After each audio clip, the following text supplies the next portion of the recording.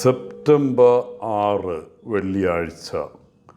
ലൂക്ക 5:33 മുതൽ 39 വരെ വാക്യങ്ങൾ. റംദാൻ മാസത്തിലെ ഉപവാസത്തിലും പ്രാർത്ഥനയിലും പങ്കെടുക്കാൻ ധനികനായ ഒരു മുസ്ലിം ന്യൂയോർക്കിൽ നിന്ന് മക്കയിലേക്ക് പറന്നു. കഅബയിലെത്തിയപ്പോൾ അദ്ദേഹം ജനക്കൂട്ടത്തോട് ഇടകലർന്ന് മുട്ടുകുത്തി നിന്ന് പ്രാർത്ഥിക്കാൻ തുടങ്ങി. എന്നാൽ അവൻ്റെ ചിന്തകൾ അലഞ്ഞു തിരിഞ്ഞുകൊണ്ടിരുന്നു. അവൻ ചുറ്റും നോക്കിക്കൊണ്ടിരിക്കെ ശ്രദ്ധ കേന്ദ്രീകരിക്കാൻ കഴിഞ്ഞില്ല. അപ്പോൾ വിദ്യാസമ്പന്നനായ ഒരു അറബി അവൻ്റെ പുറകിൽ വന്ന് അവൻ്റെ തോളിൽ ഒരു കൈ വെച്ചിട്ട് ചെവിയിൽ മന്ത്രിച്ചു. അല്പം കാത്തിരുന്ന് നാളെ വരും, ആത്മാവ് കാൽനടയായി സഞ്ചരിക്കുന്നു. ഇന്ന് ഫരിസേയർ യേശുവിന് വേണ്ടത്ര അടക്കവും ഒതുക്കവും ഇല്ല എന്ന് വിമർശിക്കുന്നു.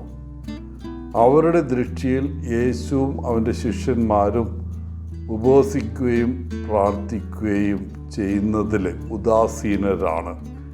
ഇതിലും കൂടുതൽ അവർ ഉപവസിക്കേണ്ടതാണ്. സ്നാപക യോഹന്നാനെ പോലെയും ഫരിസേയന്മാരെ പോലെയും യേശു ആയിരിക്കണമെന്ന് അവർ കരുതുന്നു.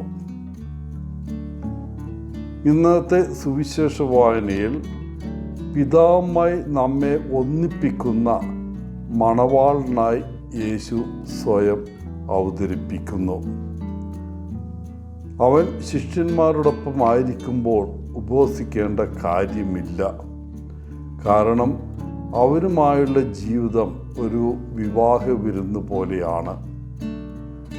എല്ലാറ്റിനുമുപരിയായി ജനങ്ങളെ പിതാവുമായി വീണ്ടും ഒന്നിക്കുന്നതിനാണ് അവൻ വന്നത്.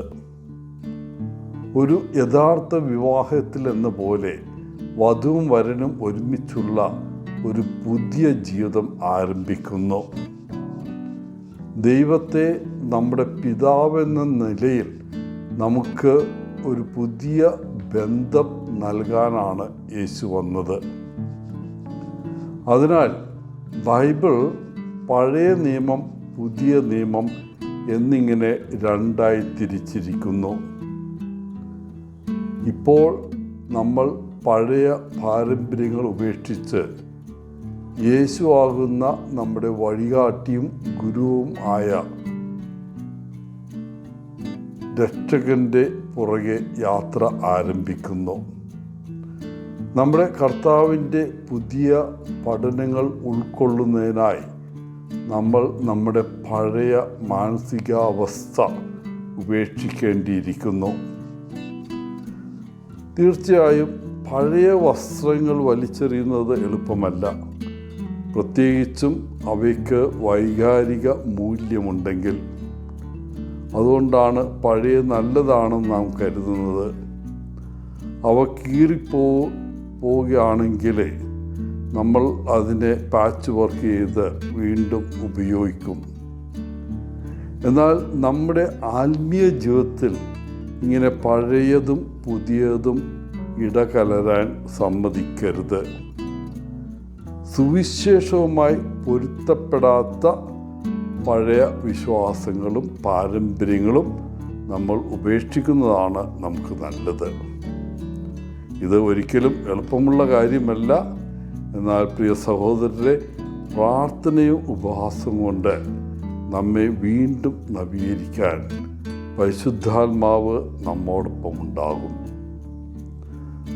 നിങ്ങൾക്കെല്ലാവർക്കും നല്ലൊരു ദിനം ആശംസിച്ചുകൊണ്ട് ഒത്തിരി സ്നേഹത്തോടെ ഓളച്ചൻ CSSR ഫ്രം കേരള.